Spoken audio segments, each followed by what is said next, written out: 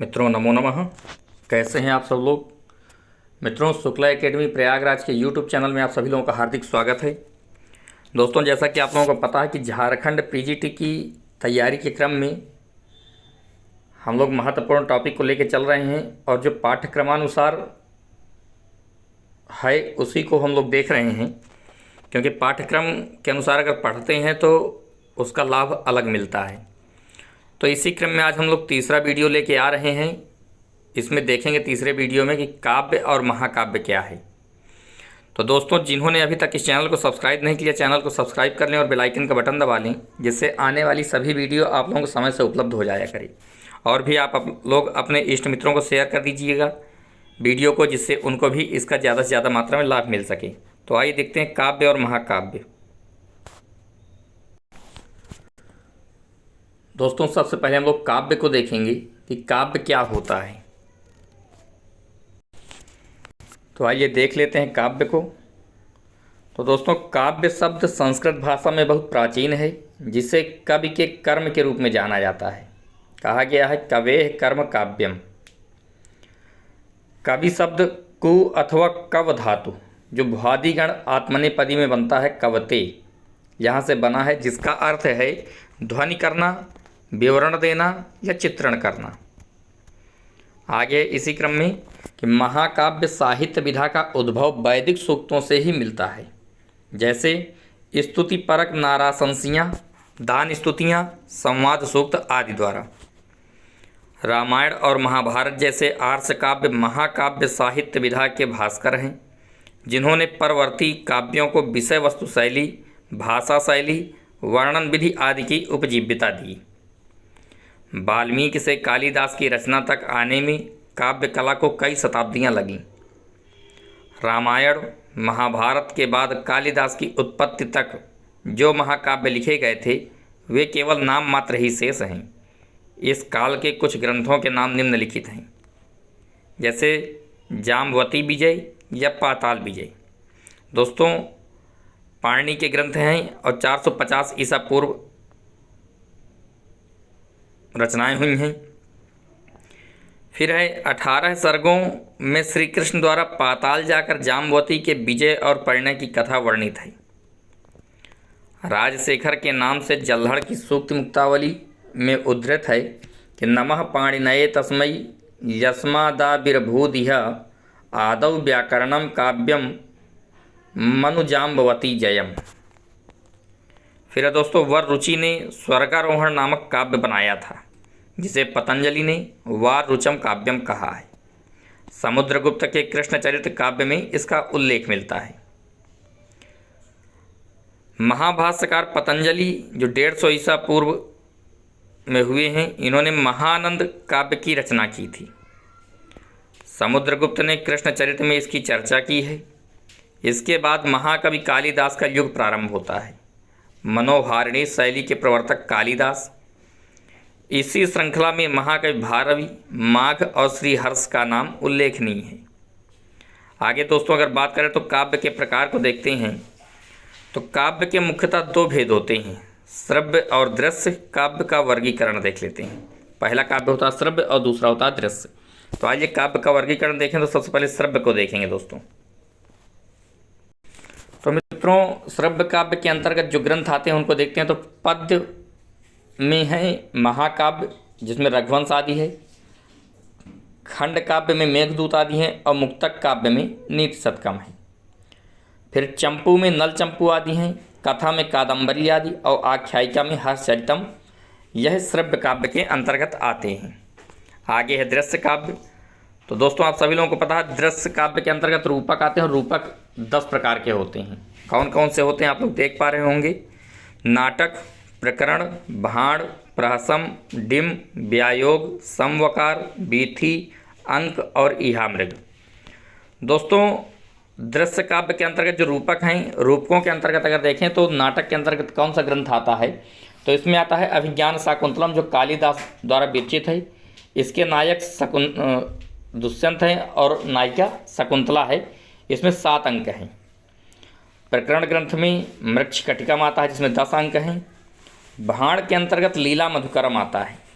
प्रहसन में धूर्त चरितम आता है, डिम में त्रिपुरदाह, व्यायोग में सौगंधिका हरणम, समवकार में समुद्र मंथन, बीथी में मालविका, अंक में शर्मिष्ठा याति और इहा मृग में दोस्तों कुसुम शेखर विजय ग्रंथ आता है।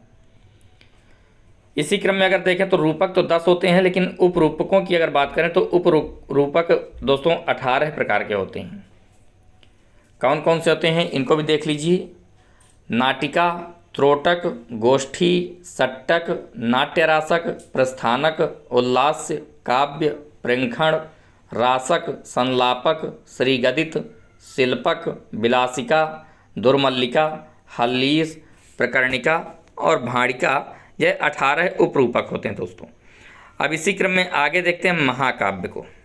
अभी तक आप लोगों ने काव्य का अध्ययन किया, अब महाकाव्य को देखते हैं। तो महाकाव्य को सर्वप्रथम आचार्य भामह ने परिभाषित किया। भामह के बाद आचार्य दंडी ने काव्यादर्श में महाकाव्य का लक्षण प्रस्तुत किया है। अग्नि पुराण में भी महाकाव्य के लक्षण प्राप्त होते हैं। महाकाव्य के विषय में विस्तृत वर्णन विश्वनाथ ने साहित्य दर्पण में किया है। तो आइए देखते हैं आचार्य विश्वनाथ के अनुसार महाकाव्य का लक्षण क्या है। दोस्तों, महाकाव्य सर्गों में विभक्त होता है, आप सभी लोग जानते हैं। महाकाव्य का नायक देवता, कुलीन क्षत्रिय, धीरोदात्त आदि गुणों से युक्त हो सकता है, अथवा एक वंशज अनेक कुलीन राजा भी नायक हो सकते हैं। महाकाव्य का लक्षण है सर्गबंधो महाकाव्यम तत्रैको नायकः सुरः सद्वंशः क्षत्रियो वापि धीरोदात्त गुणान्वितः। एक वंश भवा भूपाः कुलजा बहवोऽपि वा। इस प्रकार से दोस्तों महाकाव्य का लक्षण है। फिर आगे श्रृंगार, वीर और शांत रस में से कोई एक प्रधान रस होता है और अन्य रस उसके सहायक होते हैं। इसमें सभी नाटक संधियाँ होती हैं, क्योंकि कहा गया है कि श्रृंगार वीर शांतानाम एकोंगीरस ईष्यते अंगानि सर्वेपि रसा सर्वे नाटक संधया। महाकाव्य का कथानक ऐतिहासिक अथवा किसी सज्जन व्यक्ति से संबद्ध होता है। धर्मार्थ काम मोक्ष का वर्णन होता है तथा इनमें से किसी एक फल की प्राप्ति का वर्णन होता है। इतिहासोद्भवम वृत्तम अन्यद वा सज्जनाश्रयम चत्वारस्तस्य वर्गाः स्युस्तेष्वेकं च फलम भवेत। प्रारंभ में 3 प्रकार के मंगलाचरणों में से एक होता है। नमस्कारात्मक, वस्तु निर्देशात्मक अथवा आशीर्वादात्मक में से एक होता है। कहीं कहीं पर दुर्जन निंदा सज्जन प्रशंसा भी होती है। प्रत्येक सर्ग में एक ही छंदोबद्ध पद्य होते हैं। सर्गांत में छंद परिवर्तन होता है। सर्ग संख्या 8 से अधिक होनी चाहिए महाकाव्य में, अथवा न्यूनतम 8 होनी चाहिए, 8 से नीचे नहीं होनी चाहिए। महाकाव्य के अंतर्गत अगर देखें दोस्तों तो सर्ग ना बहुत छोटे और ना बहुत बड़े होने चाहिए। कहीं कहीं विविध छंदों से युक्त सर्ग भी होते हैं। महाकाव्य में वर्णनों की बात करें तो संध्या, सूर्योदय, चंद्रोदय, वन विहार, नगर मार्ग, जल क्रीड़ा, वन, सागर, संयोग, वियोग, अंधकार, दिन, प्रातः, शिकार, पर्वत, ऋतु, ऋषि, युद्ध, विजय, विवाह, पुत्र जन्मोत्सव आदि विषयों का अवसरानुकूल वर्णन होना चाहिए। महाकाव्य का नामकरण वर्णनीय चरित्र के नाम से या कवि के नाम से अथवा किसी दूसरे के नाम से होना चाहिए। सर्ग का नाम सर्ग में वर्णनीय कथा के नाम से होना चाहिए। लक्ष्य ग्रंथों को ध्यान में रखकर ये लक्षण बने हैं। अब आगे है दोस्तों महाकाव्यों का शैलीगत विकास। तो संस्कृत महाकाव्यों का विकास 2 पृथक मार्गों से हुआ है। वह 2 पृथक मार्ग कौन कौन से हैं? तो पहला है सुकुमार मार्ग और दूसरा है विचित्र मार्ग। तो सबसे पहले सुकुमार मार्ग को देखते हैं। तो आरंभ में महाकाव्य सुकुमार मार्गी थे। सुकुमार मार्ग को रसमयी पद्धति भी कहते हैं। प्रसाद गुण पूर्ण शैली में निरूपित मार्ग है। कौन सा मार्ग है? सुकुमार मार्ग है।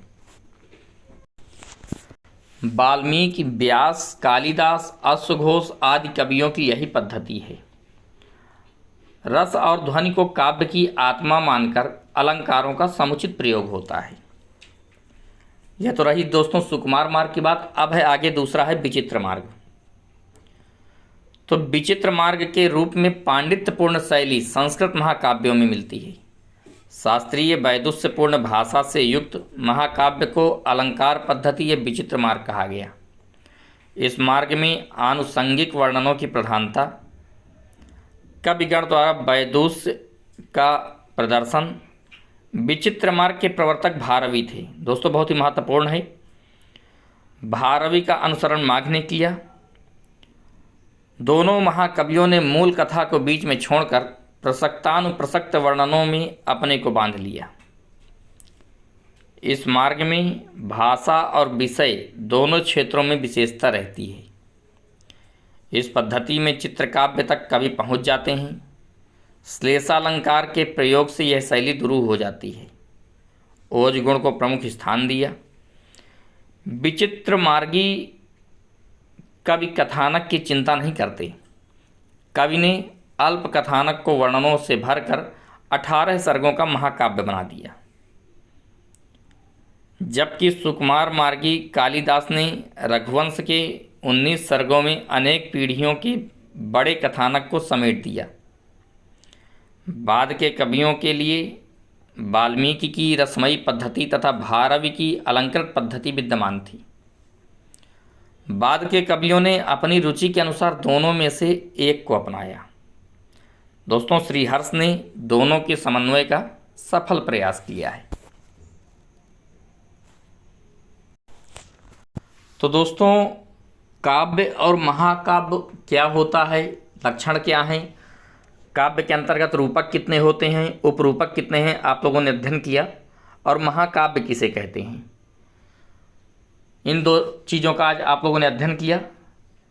बहुत जल्दी आप लोगों के सामने तीसरा टॉपिक लेके आएंगे।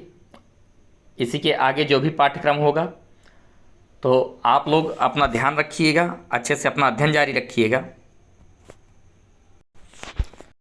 और मित्रों अगर आप लोगों को यह वीडियो पसंद आए तो वीडियो को लाइक करिएगा, चैनल को सब्सक्राइब करिएगा और भी अपने इष्ट मित्रों को शेयर कर दिया करिए, जिससे उनको भी इसका लाभ मिल सके।